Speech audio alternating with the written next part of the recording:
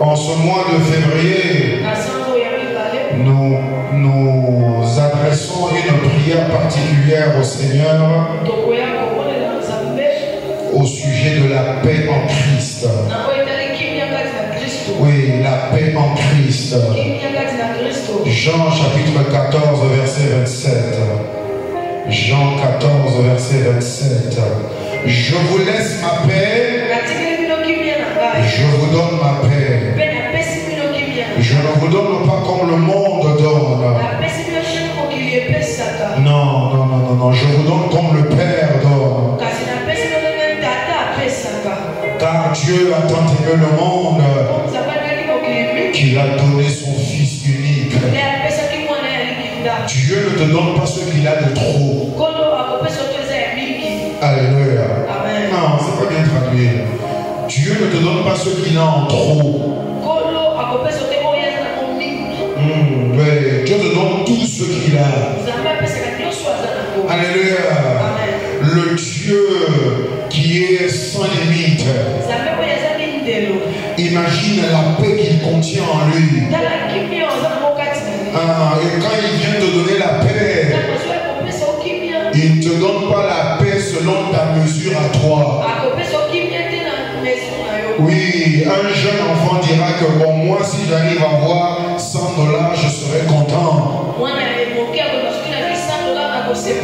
Mais quand Dieu vient te donner l'argent, il ne te donne pas l'argent en fonction de tes capacités à toi. Il donne selon ses capacités à lui. C'est pour ça que la Bible dit, oui, Dieu pourvoira tous vos besoins selon ses richesses à lui. Alléluia. Ouais. Même à ton jeune âge, efforce-toi de comprendre. Parce que plus vite tu le comprends maintenant, ouais, tu n'auras pas à subir ce que tes grands frères sont en train de subir. Alléluia. Parce que j'étais plus jeune que toi. Je servais déjà dans cette église. J'étais plus jeune que toi. Ouais. Je servais ici. Ouais. J'étais dirigeant de la chorale des enfants. J'étais plus jeune que toi.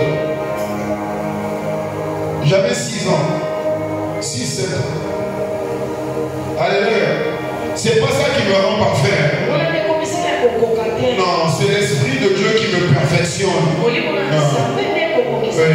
mais en tout cas, j'étais disponible.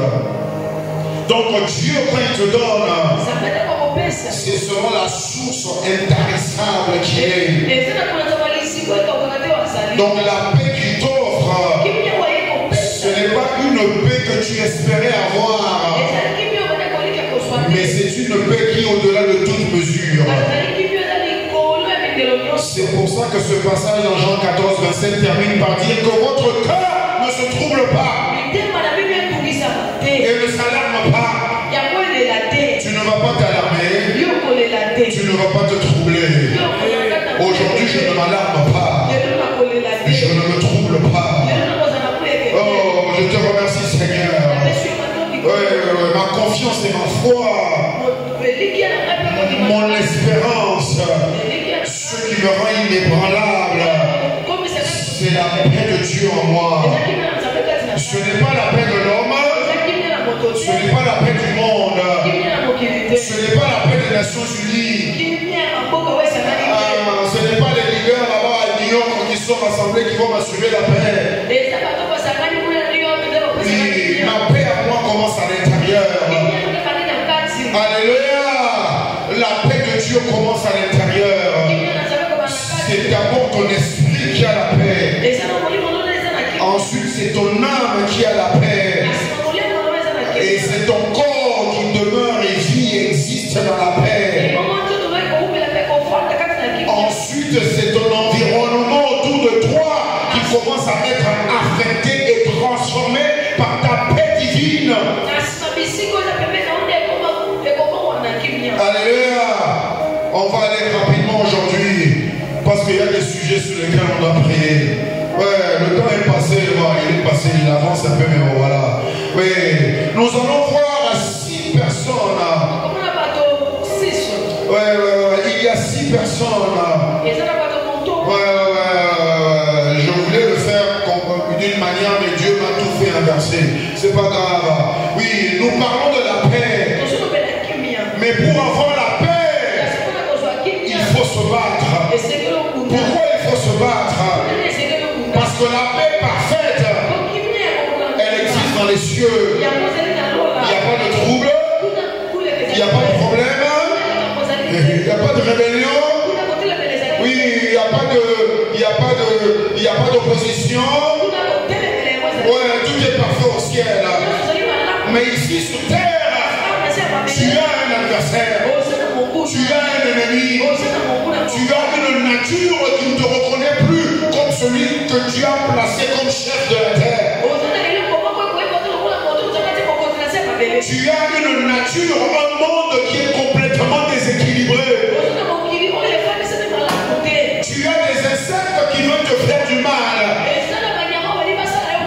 Alléluia.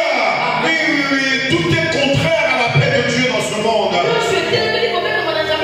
Jésus lui-même nous a dit, ici dans ce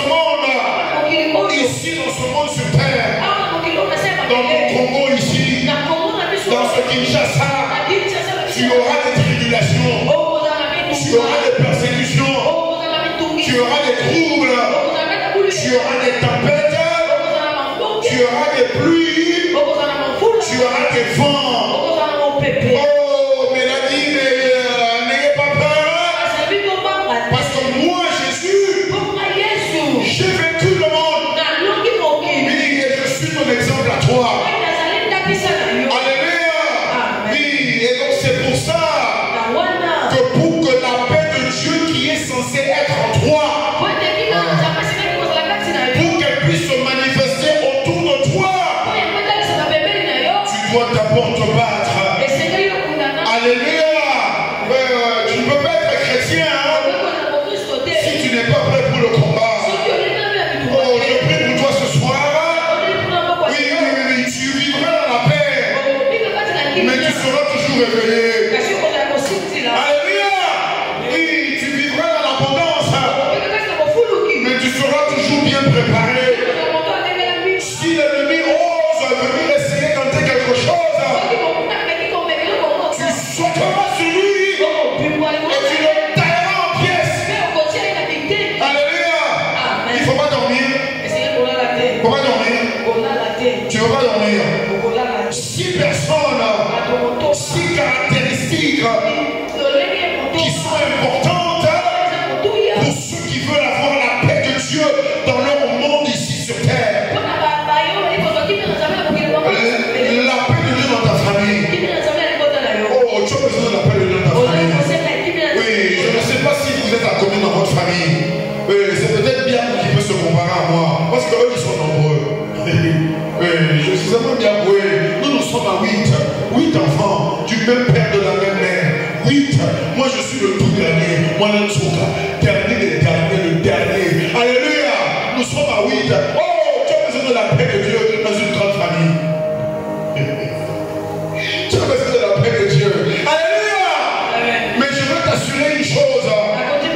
Aujourd'hui, par la grâce de Dieu, par la bonté et l'amour de Dieu, par le miracle du Saint-Esprit, tous mes frères et sœurs, du premier au dernier que je suis, nous sommes tous en paix les uns avec les autres. Oh, merci Seigneur.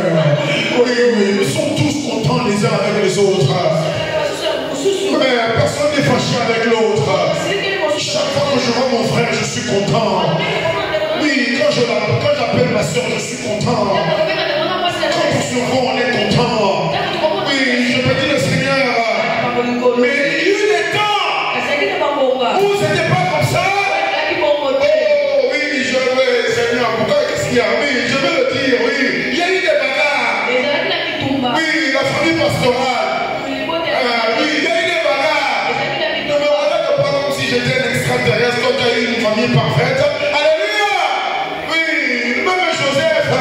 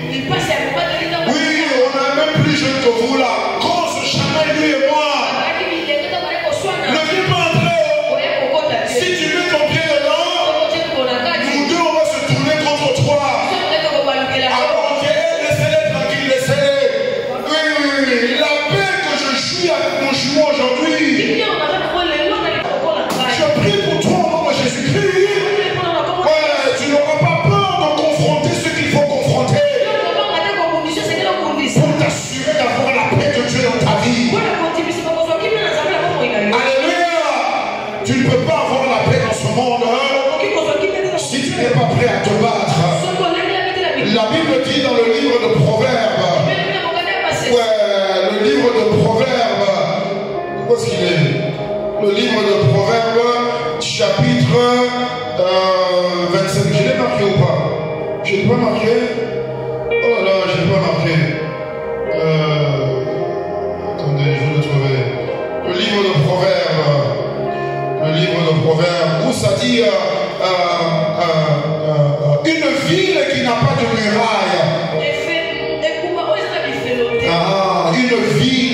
Une ville qui n'a pas de muraille. Oui, elle est semblable à un homme qui n'a pas de maîtrise de soi. Proverbe 25, verset 28. Proverbe 25, 28. Comme une ville forcée et sans muraille. Ainsi est l'homme qui n'est pas maître de lui-même. Comme un pays forcé et sans muraille. C'est tel est l'homme qui n'est pas maître de lui-même. Un pays qui est forcé à toutes ses frontières. Je le dis, je te parle de la Bible. Oui, oui, oui. Un pays qui n'arrive même pas à démarquer ses propres frontières. Mais quand tout le monde mangeait bien, personne ne pensait aux frontières. Et maintenant que quelqu'un vient, il commence à forcer un peu. Oui, on se rend compte qu'on n'est pas maître de nous-mêmes. Comme un homme, une femme qui ne connaît pas ses limites, qui ne connaît pas sa vie, qui ne connaît pas son appel, qui ne connaît pas sa mission, qui ne connaît pas sa personnalité, qui ne connaît pas sa raison d'être, qui ne connaît pas ce que Dieu attend de lui. Cette personne-là n'est pas maître de lui-même. Tu ne maîtrises rien.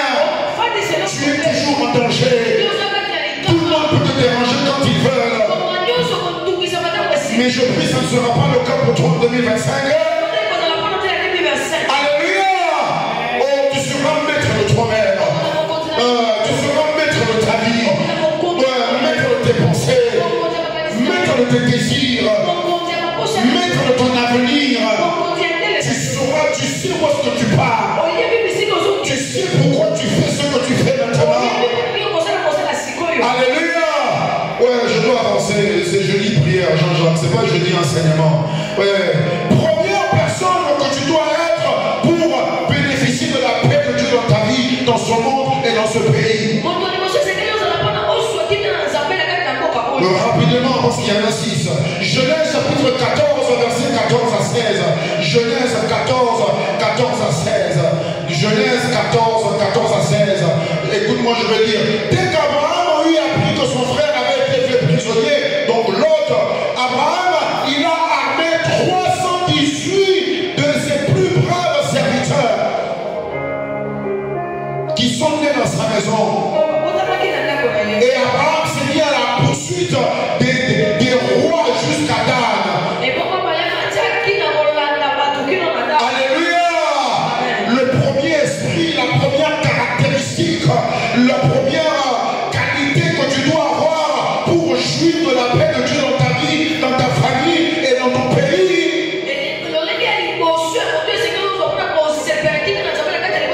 Tu dois être un homme qui va combattre pour sa famille. Alléluia. Abraham s'est déjà séparé de Lot. Lot a pris son chemin. Abraham a pris son chemin. Abraham est à Sodome et Gomorrhe. Non, pardon, Lot est à Sodome et Gomorrhe. Abraham est dans le pays de Canaan. Tout semble bien aller. Un homme revient courir et dit à Abraham, la ville où habite ton frère a été quoi? A été attaquée. Les rebelles sont entrés dans le pays de Sodome. Ils sont passés par toutes les frontières. Ils sont entrés par le nord,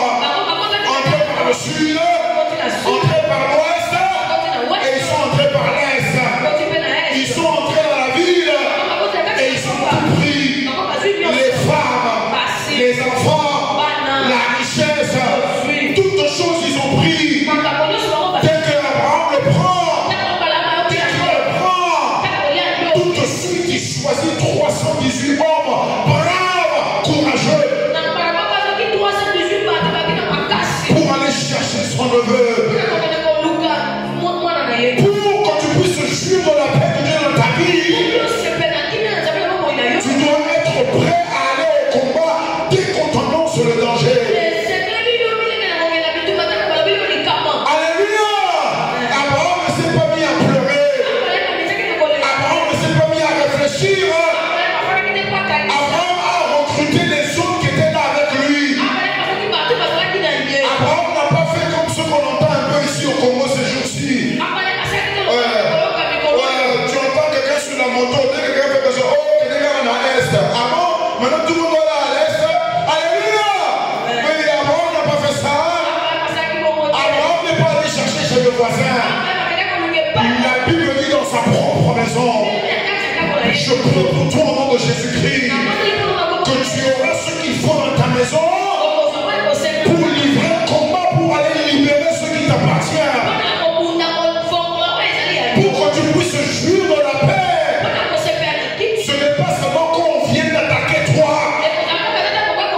C'est pas Abraham qui a été attaqué, mais c'est l'autre qu'on a attaqué.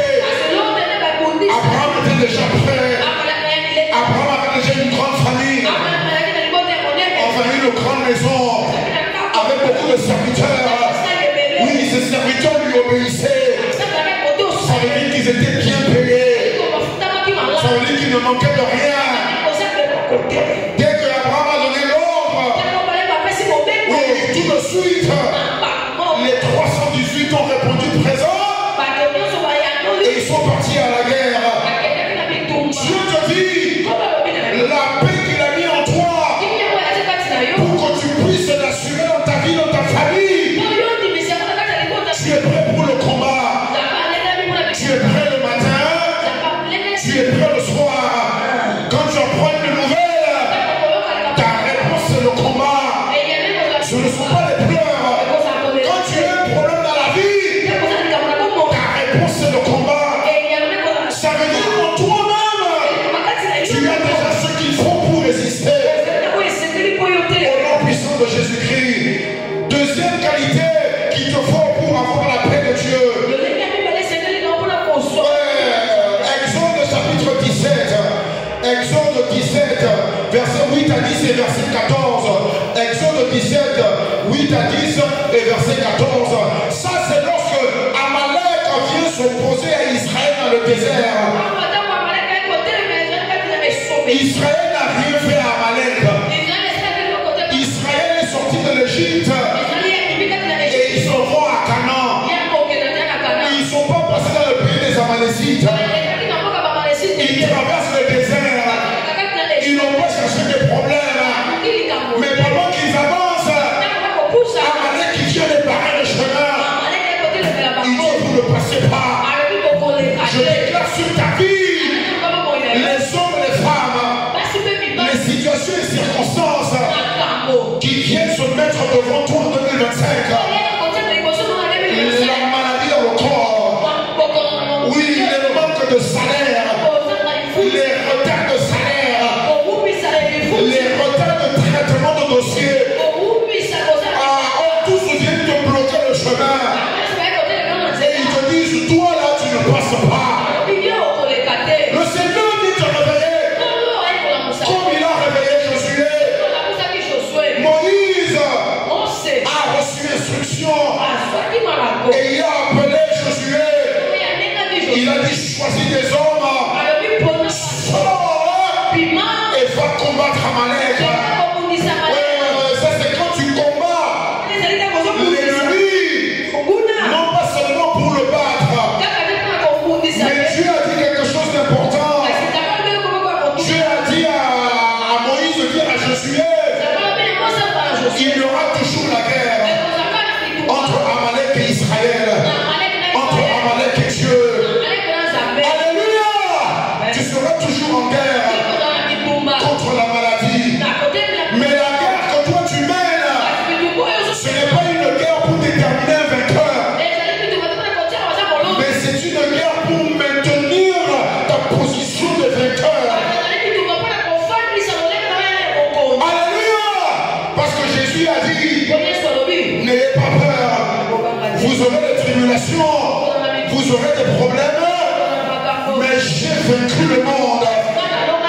Alléluia.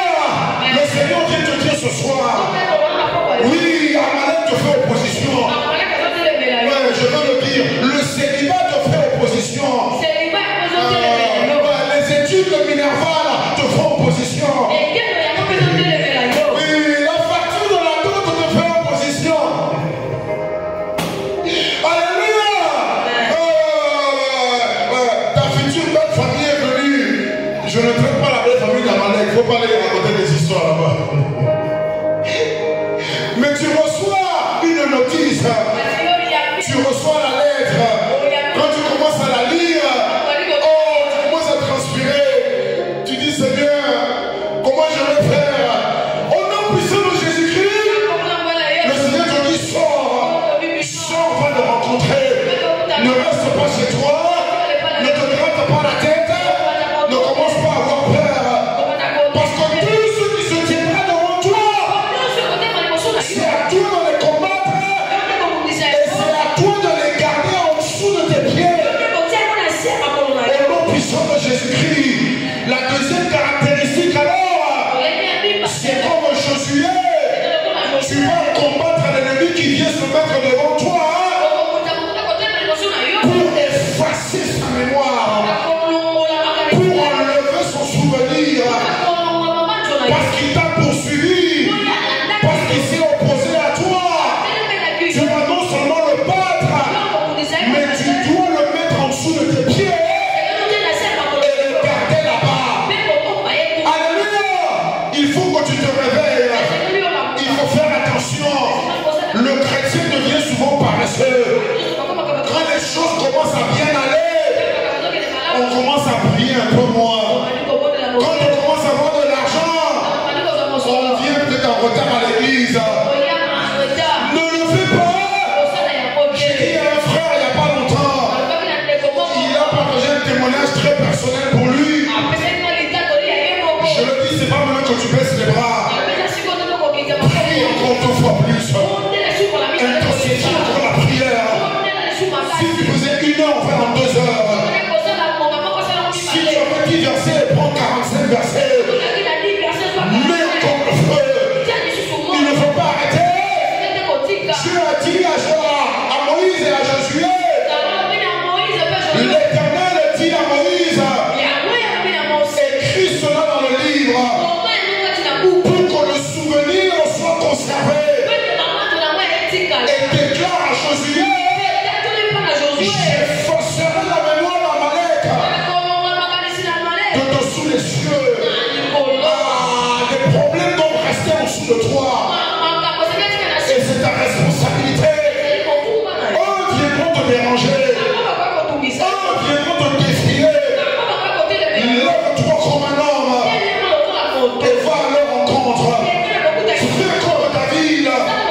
Quand Goliath avait commencé à faire un pas, la Bible dit que David a commencé à courir. Oh, je prie pour toi au nom de Jésus-Christ. Tu vas apprendre à courir pour affronter les problèmes. Pas seulement pour les faire fuir, mais pour les écraser une fois pour toutes. Et chaque jour, vérifie toujours qu'ils soient en dessous. C'est le médecin là-bas en bas. Ils ne remonteront pas. Il y a quelques années, j'avais eu un problème de dos. Parce que au travail, j'avais fait une mauvaise manie là et ça m'avait créé des problèmes au dos. J'ai écrasé ce truc-là par la parole de Dieu. J'ai écrasé ce truc-là. Et tous les jours, je regarde toujours. Il est pas là, ok, d'accord. Alléluia. Oui, c'est comme ça que tu dois faire. Tu as la paix de Dieu en toi. Ouais, la paix de Dieu est en toi. Mais pour que tu la fasses manifester et démontrer autour de toi, tu dois te battre. Et ton combat, c'est pas pour voir qui va gagner. Tu te bats parce que tu as déjà gagné en Christ. Alléluia. C'est très important. Ouais, tu garderas la situation en dessous de tes pieds. Comme Dieu a dit à Jésus-Christ, assis tes ennemis ton marchepied. Oui, mais ton ennemi est déjà en dessous de tes pieds. Parce que Jésus a vaincu sur la croix. Jésus a vaincu dans la tombe. Jésus a vaincu la mort. Jésus a vaincu la malédiction. Au nom puissant de Jésus-Christ. Troisième personne que Dieu t'appelle à être pour assurer la paix dans ta vie. Juge chapitre 7, verset 3 et verset 5 à 7. Juge chapitre 7, verset 3 et verset 5 à 7. Dieu a dit à Gédéon, parle au peuple que tu amènes avec toi au combat. Il y a deux choses, il y a deux tests que tu dois faire passer, que tu dois faire subir, que tu dois donner à tout le peuple pour déterminer ceux qui peuvent aller se battre avec toi. Premièrement, que celui qui est craintif, celui qui a peur, qui se retourne de lui-même, qui s'éloigne de la montagne. La Bible dit 22 000 hommes sont rentrés à la maison. Ce n'est pas la foule qui assure ta sécurité. Alléluia! Tu dois faire attention. Oui, ce n'est pas la foule qui confirme que Dieu veut que tu fasses une chose. Non. Dieu a dit à Gédéon, oui, il y a des hommes qui ont peur. Ils portent les armes contre toi. Mais ils ont peur. Ils viennent prier à l'église contre toi. Mais ils ont peur. Ils prient en langue plus que toi à l'église. Mais ils ont peur. Le Seigneur te dit, quand tu pars au combat, bannis la peur de ton cœur. Enlève la crainte. Oui, va au combat en sachant que je reviendrai pour témoigner les bienfaits de l'Éternel. Comme le psalmiste, toi tu avances et tu chantes dans ton cœur. Non, je ne mourrai pas. Non, je ne perdrai pas. Non, je ne faiblirai pas. Non, je ne manquerai pas. Mais je vivrai. Je vaincrai. Je lutterai. Je me battrai. Je triompherai. Et je reviendrai pour proclamer, témoigner les bienfaits de l'Éternel. Dieu a dit à Gédéon, enlève ceux qui ont peur. Tout le monde qui dit qu'il est avec toi, ils n'ont pas nécessairement le même esprit que toi. Parce que toi, tu crois en l'Éternel. Comme j'ai dit déjà plusieurs fois, tu ne vas pas te battre pour essayer d'avoir la victoire. Mais tu vas te battre parce que tu as déjà la victoire. La raison pour laquelle je fais ce que Dieu m'a envoyé faire, c'est parce que je sais que j'ai la victoire. La raison pour laquelle je prêche ici, c'est parce que je sais que dans moins de 3 ans, ce qui sera construit ici, ça va choquer même les ministres. C'est parce que je le sais. C'est pas que je le crois. C'est pas que je l'espère. J'ai déjà passé ces étapes-là. Maintenant je sais. Oui, comme j'ai dit plusieurs fois, oui, de même que je connais mon nom, c'est comme ça que je sais. Oh, ce qui sera construit ici, ça va même choquer les futurs présidents. Le Seigneur vient te dire, quand tu es dans le combat, c'est parce que tu sais que je vais vaincre. Oui, c'est parce que tu sais que tu vas te marier. Que tu allais déranger la soeur qui était tranquille, qui menait bien sa vie. Parce que si tu oses changer la vie, tu vas regretter le jour de ta naissance. Tu vas le regretter. Oui, tu vas le regretter. Quand je suis allé voir le grand frère de mon épouse, la première chose qu'il m'a dit, il m'a dit, Jean-Jacques, si c'est juste pour déranger ma soeur, laisse-la tranquille. Oh, j'étais tellement content. J'ai dit, je veux faire partie de cette famille. Parce qu'ils savent protéger leur soeur. Oui. Non, protéger leur soeur. Quand je suis allé voir ma femme, elle n'était pas encore ma femme. Quand je suis allé lui parler, elle m'a écouté. Après, elle m'a dit, va voir mon grand frère. Oh, j'étais tellement content. J'ai dit oui, je veux faire partie de cette famille. Je prie pour toi. Tout ce que tu commences maintenant, c'est parce que tu as vu la fin. Et la fin, elle est bonne pour toi. Comme la Bible dit, il vaut mieux la fin d'une chose que son commencement. Ton commencement sera parfait. Je vois la fin de tes études primaires. Je vois la fin de tes études secondaires. Moi, je te vois à l'université. Je te vois diplômé. Je te vois travailleur de la plus haute qualité dans ce pays. C'est comme ça que moi je te vois. Je prie que le Seigneur t'aide afin que tu vois la même chose. Et tu ne vas pas fuir comme les 22 000 personnes qui ont fui Gédéon. Deuxièmement, Dieu dit à Gédéon, dis à ceux qui restent encore là d'aller boire de l'eau à la rivière. Quand ils arrivent pour boire, les gens boivent différemment. Dieu dit à Gédéon, celui qui va se baisser, mettre la tête dans l'eau pour boire, et il oublie tous ceux qui entourent de lui. Dès qu'il a vu l'eau, il a oublié et la guerre, et les rebelles, et les combats, et les mitraillettes, les missiles qui circulent. Dès qu'il a vu son lit dormant, il a oublié tout le monde. Il a plongé à l'intérieur. Dieu a dit à Gédéon, ces hommes-là ne demandent pas de partir. Renvoie-les chez eux. Qu'est-ce que ça veut dire?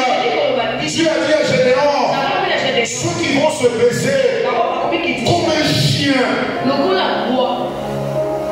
un chien, qui va se baisser, boire avec la langue, mais les yeux regardent la route. Alléluia! Quel que soit ton besoin, quelle que soit la difficulté, quel que soit ce que tu traverses, ce que Dieu attend de toi, c'est que tes yeux soient toujours sur ton objectif. Je ne quitterai pas ma cible des yeux.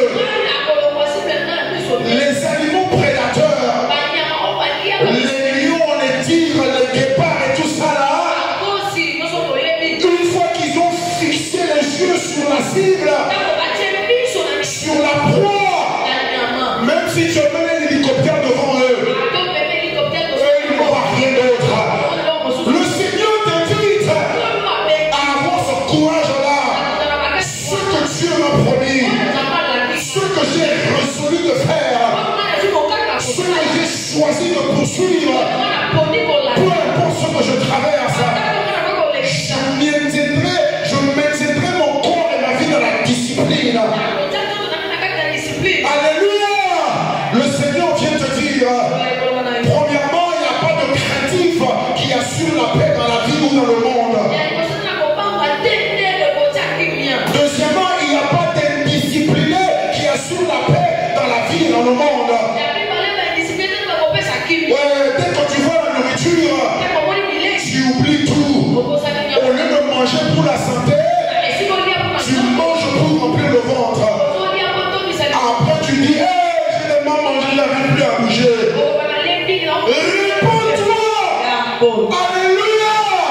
Il faut faire attention. Oui, le même appétit que tu as pour la nourriture, un jour tu auras le même appétit pour l'argent. Tu prendras un peu plus qu'il faut prendre. Tu chercheras un peu plus qu'il faut chercher. Mais Dieu te dit, ce n'est pas ta faim, ce n'est pas la nourriture qui est le but de ta vie. Alléluia. Ça, c'est ceux qui n'ont pas d'espoir. Quand l'apôtre Paul parle de la résurrection, ceux qui ne croient pas en la résurrection, ceux qui croient que la vie c'est maintenant et c'est tout. C'est ceux-là qui disent dans 1 Corinthiens 15, mangeons et buvons, parce que demain nous mourrons. Le diable est un menteur. Non, toi tu travailles et tu combats. Parce que demain tu laisseras un héritage aux générations futures. Alléluia. Oui, les cieux sur le but pour lequel Dieu t'a créé. Que je sois fatigué ou pas, que j'en ai marre ou pas, que le corps me dérange ou pas. Votre pasteur est en train de crier là. Tout ce qu'il a mangé, c'est un pain pistolet avec une sardine. Des fois, vous me regardez, vous pensez que j'ai mangé un foufou. Quel foufou que j'ai mangé? Je sais pas préparer le foufou. Alléluia! Je ne ressens même plus la faim. Parce que mes yeux sont encore plus ouverts. Je suis en train de regarder là où ce que Dieu me montre. Je prie pour tout le nom de Jésus-Christ. Oui, aussi nombreux que nous soyons ici. Oui, tu seras le témoignage de Dieu. Tu seras l'exemple de Dieu. Pas en 2035, non en 2025. En décembre 2025, on verra l'accomplissement de ton rêve, ton but et ton projet ici dans cette ville de Kinshasa. Parce que pendant toute l'année, tu regarderas, tu fixeras les yeux, tu ne regarderas ni à gauche, ni à droite, droit devant toi, au nom puissant de Jésus-Christ. Avant-dernière caractéristique, et on va prier. 1 Samuel 14, 1 et verset 6 à 8. 1 Samuel 14, verset 1 et verset 6 à 8. Ça, c'est une bataille que Israël a contre les Philistins. Mais personne ne veut s'engager dans la bataille. Ils sont assis l'un devant l'autre. Mais tout le monde a peur. Il n'y a même pas un Goliath. Il n'y a pas de Goliath. Mais personne ne veut aller dans le combat. Ceux qui voient le problème, tu vois ce qui ne marche pas. Tu vois ce qu'il faut changer. Tu vois ce qu'il faut corriger. Mais tu ne veux rien dire. La Bible dit que Jonathan, animé de l'Esprit de Dieu, la Bible dit un jour Jonathan, fils de Saül, il a dit au jeune homme qui portait ses armes, viens et allons jusqu'au poste des Philistins qui est de l'autre côté. Et il n'a rien dit à son père. Jonathan a dit au jeune homme, allons jusqu'au vers ces incirconcis. Peut-être l'Éternel agira pour nous. Car rien n'empêche à Dieu de sauver au moyen d'un petit nombre. Alléluia. Le Seigneur vient te dire la caractéristique que tu dois avoir pour avoir sa paix en lui. Autour de toi, le shalom de Dieu, la prospérité à tous égards, la bonne santé dans ton corps et dans ton âme. Tu dois combattre en prenant l'initiative, tout en espérant contre toute espérance. Oui, la situation devant toi, elle est désespérée. Oh, économiquement, la situation de ce pays, elle est désespérée. Alléluia. Oui, toi, jeune que tu es là, sur le point académique, oh, c'est la désolation. Oui, j'ai causé avec vous qui avez fait l'université. J'ai demandé combien de livres tu avais eu à l'université. Oui, 0 plus 0 multiplié par 0 livres. Oh, ça me fait tellement mal au cœur. Ça me fait tellement mal au cœur. Mais le Seigneur vient te dire, aie le courage de Jonathan. La situation est désespérée. Il n'y a pas d'espoir. Mais pour que la paix de Dieu, le shalom, la prospérité se manifeste dans ta vie, il faut que tu fasses comme Abraham. Tu dois espérer contre toute espérance. Quand les gens te disent, il n'y a pas d'espoir.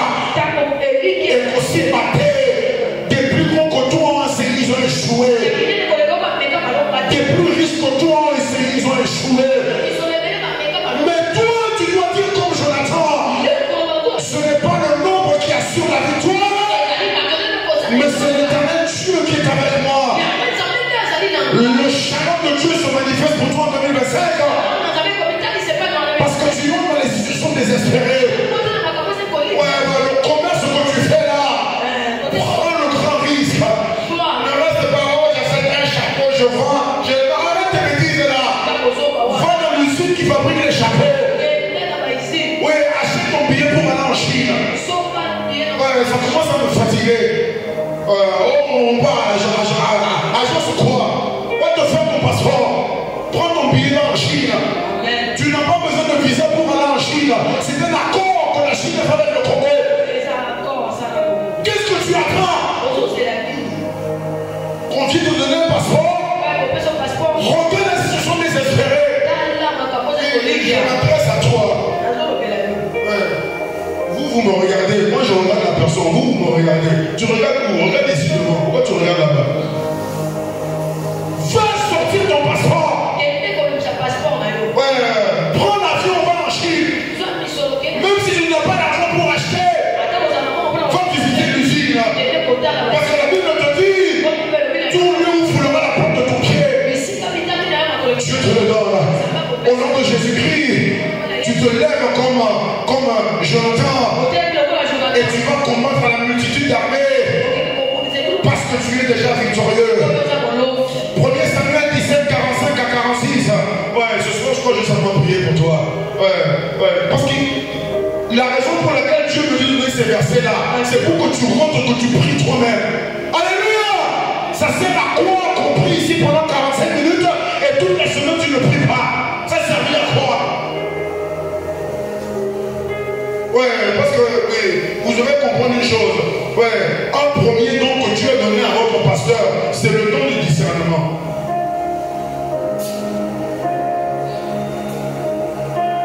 Quand je te regarde, je ressens ton esprit. Je le ressens. Allez, maman Marthe.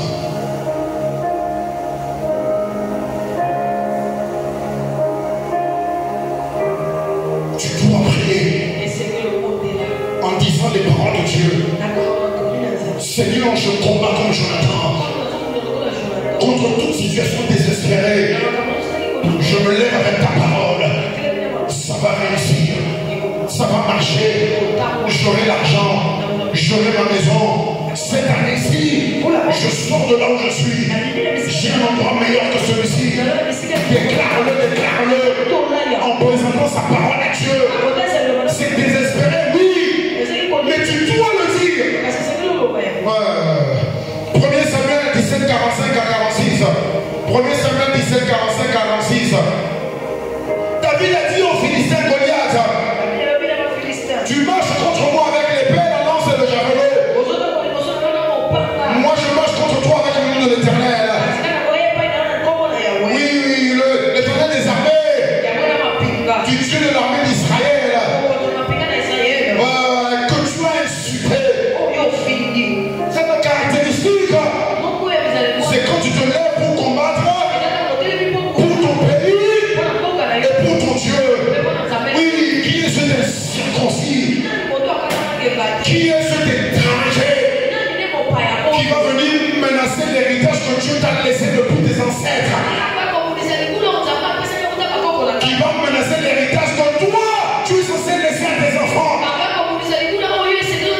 Si ton pays est envahi, quelle sécurité auront tes héritiers pour tes enfants?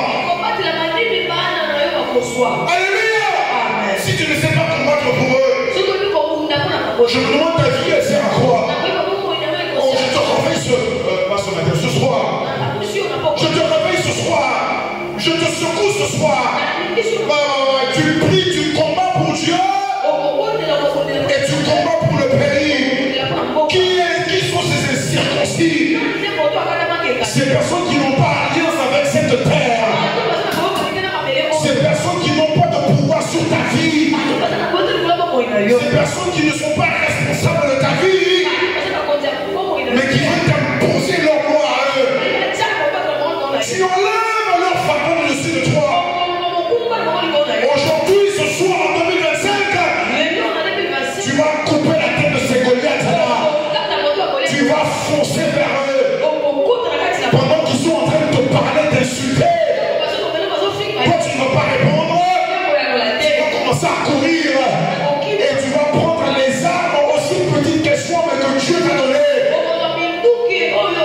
On a voulu donner les armes du roi à David.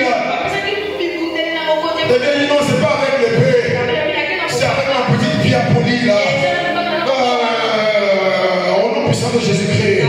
Oui, avec la pierre, le rocher que Jésus-Christ lui-même. Je t'amène à te lever, à foncer droit au but. Lance ta pierre sur la situation. N'aie pas peur, ne reste pas assis. Parce que ta victoire est attachée une grande récompense. Mais si tu ne te lèves pas, tu n'auras pas l'héritage que Dieu a pour toi. Parce qu'il y aura toujours un Goliath qui t'empêche, qui te menace. Il y a des maisons que tu dois acheter à l'Est. Quelqu'un de l'Est ici? Personne? C'est quoi? Il n'y a pas de tribalisme à ça. C'est quoi cette histoire? Maman, tu n'es pas de l'Est? Non? Personne n'est de l'Est? Tu es de l'Est? Une partie? Papa, maman? Non? Au nom puissant de Jésus-Christ, tu dois acheter une maison à l'Est. Tu dois acheter un appartement à Goma, à Bukavu, à Beni, et je ne sais où d'autres. C'est ta terre à toi. Oh non, ça sert. Non. Le Congo est à moi. Le Congo est à moi. Oui, j'ai une maison à Kinshasa. J'ai une maison à Kwilu, à Maïndombe. Je sais de oui. Kassai là, c'est une maison ferme tout. Oui, au Katanga, tout ça là, moi je suis partout, j'ai tout l'Est, tout là, le lac Tanganyika, tout là j'achète. Au nord, les Chopo, les je sais quoi, Équateur, tout, maison partout, appartement, école, immeuble, clinique, hôpital, tout, je l'ai partout. Tu dois l'avoir. Comme David, tu vas te battre pour ton pays et pour l'honneur de ton Dieu. Parce que c'est Dieu qui t'a promis ce pays. L'apôtre Paul a dit, c'est Dieu dans sa souveraineté qui a limité les frontières de chaque nation. C'est Dieu qui a limité les frontières du Congo. On peut décider, on s'en fout, Dieu a limité les frontières. Et on les gardera intactes. Que chacun reste chez soi. Alléluia. Amen. Oui,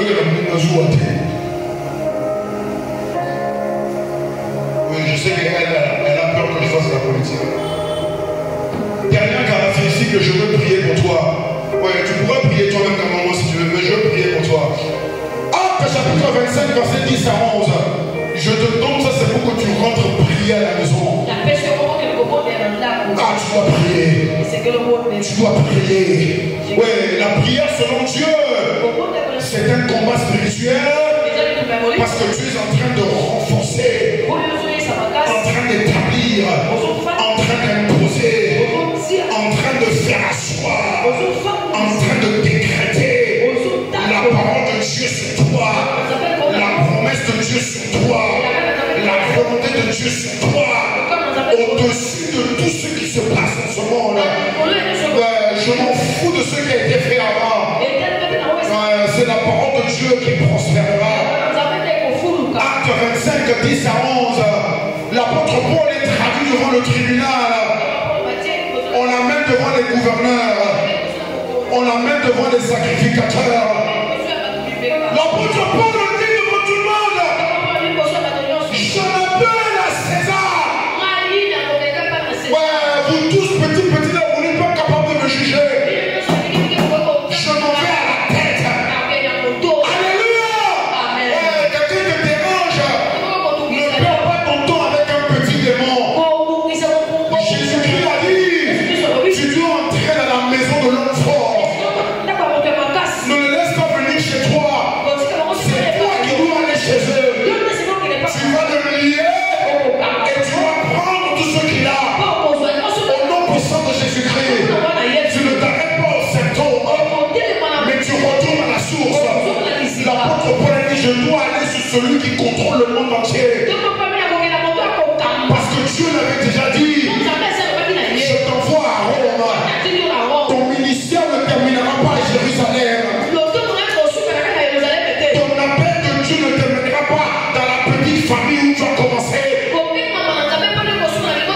La mission que tu dois commencer, ce n'est pas pour ton petit village. Tu commences à Bethléem, mais tu ne t'arrêteras pas à Bethléem.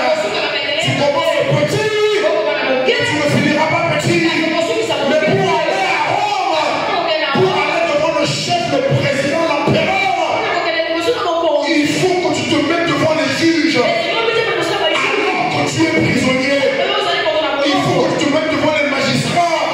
Alors qu'ils t'ont condamné, il faut que tu te mettes debout devant la maladie. Alors que ton corps est en train de souffrir, il faut que tu te tiennes debout devant la pauvreté. Alors que tu n'as pas d'argent, mais tu peux les regarder en face. Tu dis, ce n'est pas avec vous que je vais m'occuper là. Parce que vous, vous êtes trop bas. Je ne cherche pas les petits enfants. Je cherche votre chef. Au nom puissant de Jésus-Christ, je l'appelle à César. Où est cette source de pauvreté là? Où est cette chose là qui me dérange depuis ma naissance? Où est-ce que ça a commencé? Je cherche la tête de ce serpent là. C'est pour ça que la Bible te dit, tu écrases la tête du serpent. Tu ne coupes pas sa queue. Tu n'enlèves pas la jambe. Mais je viens pour la tête. Je le détruis à la source. Je l'annule à son commencement. Je fais comme mon Père Céleste, qui est le maître des temps et circonstances, qui est le Dieu des âges et des siècles. Je retourne dans mon passé. Je retourne même à ma naissance. Ce qui avait mal été fait là, je viens, je le corrige. Jacob a souffert parce qu'à sa naissance, on l'a appelé voleur. Il n'a rien volé. L'enfant vient de sortir. On dit c'est un voleur. Il a dû attendre longtemps pour que Dieu arrive pour corriger l'erreur de ses parents à sa naissance. Mais Dieu s'attend à ce que tu fasses la même chose. Change ton identité. Change ton comportement. Je m'en fous ce que les parents ont pensé. Je vais imposer la pensée de Dieu. Dieu a dit à Jacob, tu n'es pas un menteur. Tu n'es pas un farceur. Dieu te dit, tu n'es pas pauvre. Tu n'es pas malade. Tu n'es pas perdu.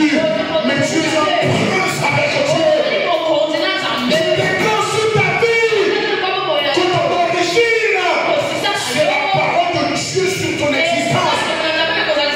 Tu n'es pas ce que tu as vécu. Tu n'es pas ce que tu as subi. Tu es ce que Dieu t'a appelé. Parce qu'avant la naissance, Dieu avait déjà dit à Rebecca, les deux enfants que tu portes en toi, le plus jeune dominera sur le plus grand. Mais à la naissance, la Bible dit, Isaac le père, il aimait Esaü. Des choses contraires à ce que Dieu a dit sur toi. Mais tu dois retourner à la source. Et je ne parle pas de ce disant hôtel de sorcellerie, c'est pas ça que je parle. Je parle de ta foi à toi. Je parle de ta confiance. Je parle de ta connaissance. Enlève le souvenir d'enfance. Prends la Bible, qui est ton commencement et ta fin. Alléluia. Amen. Là, je veux prier pour toi. Ouais. Parce que le pasteur commence à en avoir marre. Je ne suis pas fatigué de toi, mais je suis fatigué de la situation qui te dérange. Parce que si Dieu me laissait la liberté, je crois que j'aurais pris quelques personnes pour les amener avec moi.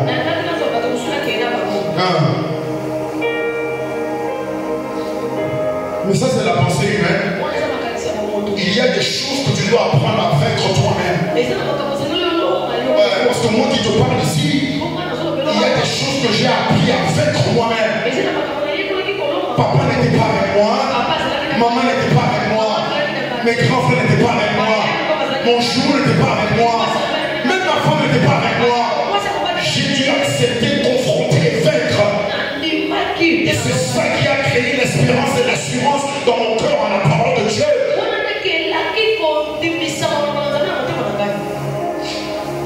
Je veux prier pour toi.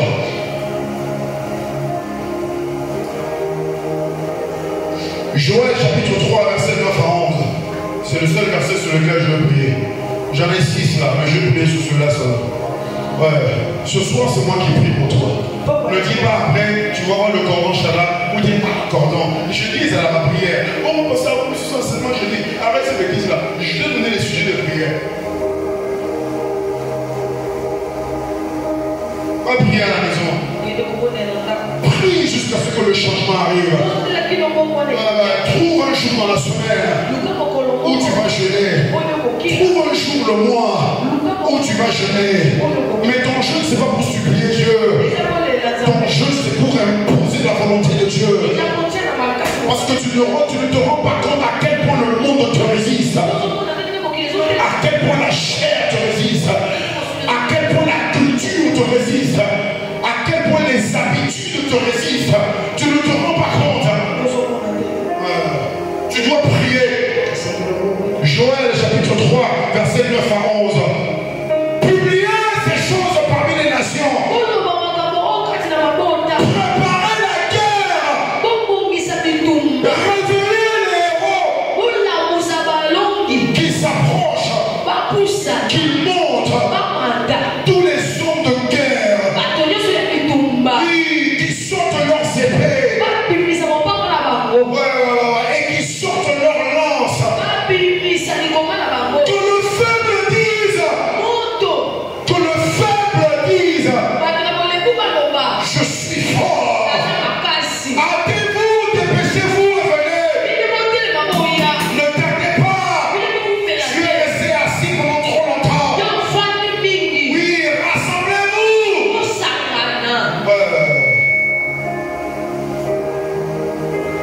Car Dieu attend les héros. Je prie pour toi ce soir. Au nom puissant de Jésus-Christ.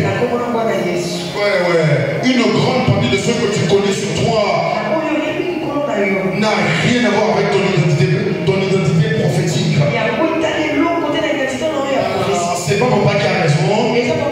C'est pas maman qui a raison. C'est pas le monde qui a raison. Ce ne sont même pas tes expériences qui ont raison. C'est Dieu ton créateur qui a raison. Et il ne t'a pas caché ton identité. Il l'a mise dans sa parole. Je viens te réveiller ce soir.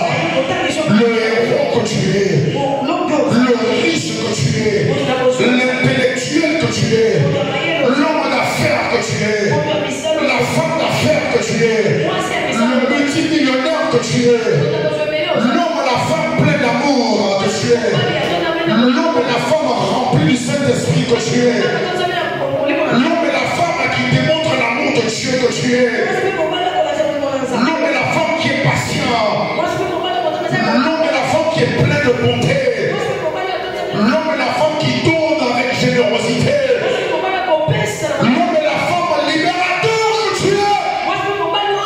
Je te réveille ce soir. Je te secoue ce soir. Tu ne dormiras plus. Tu ne sommeilleras plus. Tu ne faibliras plus. L'Esprit Saint ne te laissera pas dormir. Au nom puissant de Jésus-Christ, tu as assez dormi. Réveille-toi de ton sommeil et prends ta place de guerrier. Prends ta place de vainqueur. Oui, manifeste la vie de Dieu qui est en toi. Manifeste le chaleur de Dieu qui est en toi. Manifeste la prospérité à tous égards qui est déjà en toi. Fais-le sortir avec la force de Dieu qui est en toi. Manifeste ta bonne santé. Parle à ton corps le matin, le soir et la nuit. Et dis-toi, mon corps, tu n'es pas créé pour la maladie. Tu n'es pas créé pour la souffrance. Tu n'es pas créé pour les infections.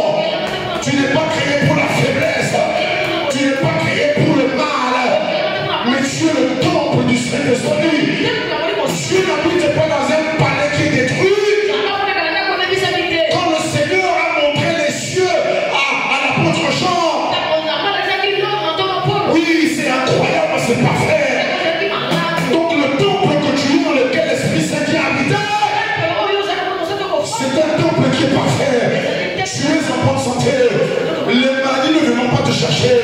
Tu grandiras en bonne santé. Tu ne tomberas pas malade. Tu grandiras forte. Quand tu vas te marier forte, tu auras des enfants d'étant forte. Tous tes enfants seront parfaits. Il n'y aura pas de défaut. Il n'y aura pas de problème héréditaire. Tout sur toi est parfait. Parce que c'est le héros que Dieu t'a créé. Mais tu dois te réveiller.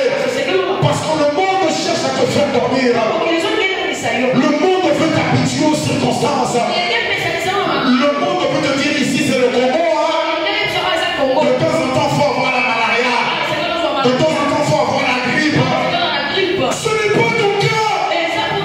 Toi, c'est la guérison. Toi, c'est la bonne santé. Toi, c'est la force. Toi, c'est la réussite. Toi, c'est la domination sur toute la terre. Ah, tu es fort, fort plus que vainqueur. Par le sang de l'agneau. La Bible dit, ils ont vaincu le monde. Ils ont vaincu la souffrance. Le Seigneur vient te dire à travers ma bouche, tu as vaincu le monde. Tu as vaincu la souffrance. Tu as vaincu la pauvreté. Tu as vaincu la timidité. Tu as vaincu la peur.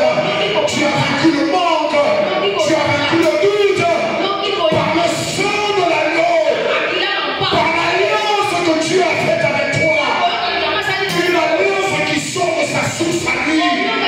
Il ne t'a pas donné la mesure que tu veux.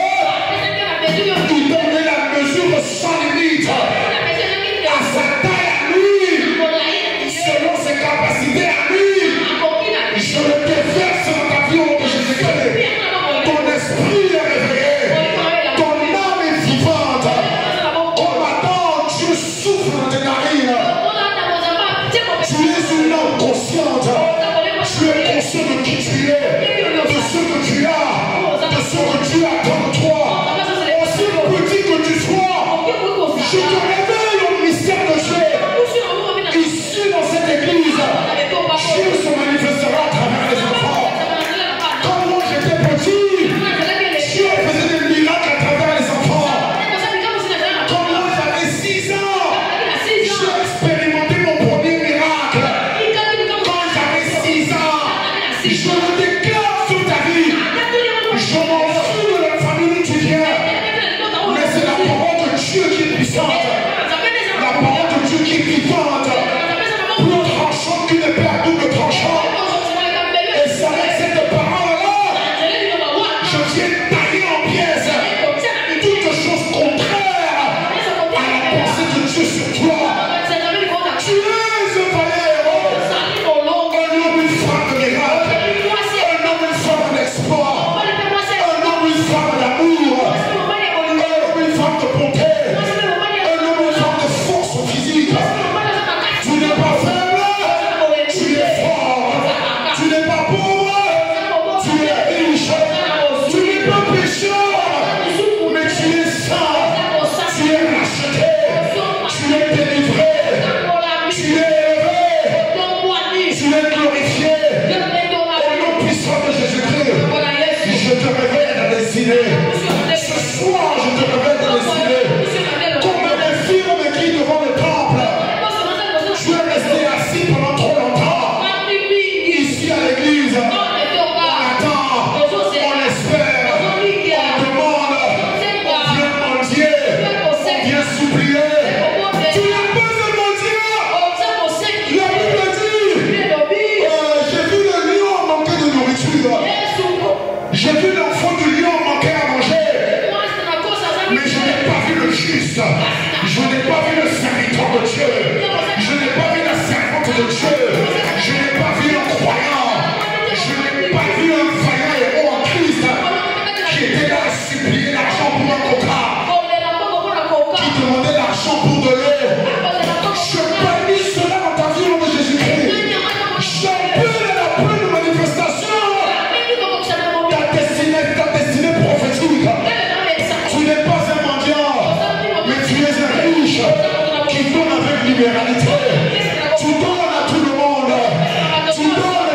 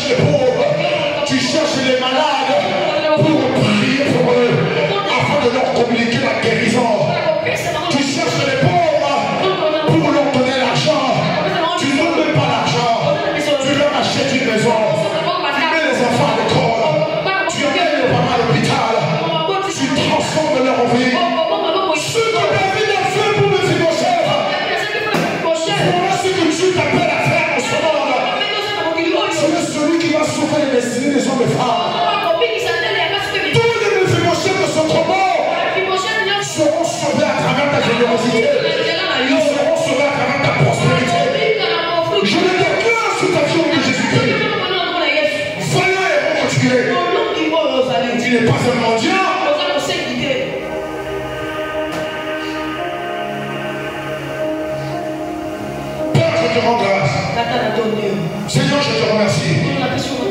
Parce que je crois que cela est fait. Et je prie pour tes enfants. Au nom puissant de Jésus-Christ. Cet esprit est de chacun. À demeurer dans cet esprit. À demeurer dans cette parole. À continuer à le confesser. À le croire. À marcher de manière digne. À veiller sur ses paroles. À veiller sur son comportement. À veiller sur son caractère. Afin d'agir en conformité avec leur nature divine. Au nom puissant de Jésus-Christ.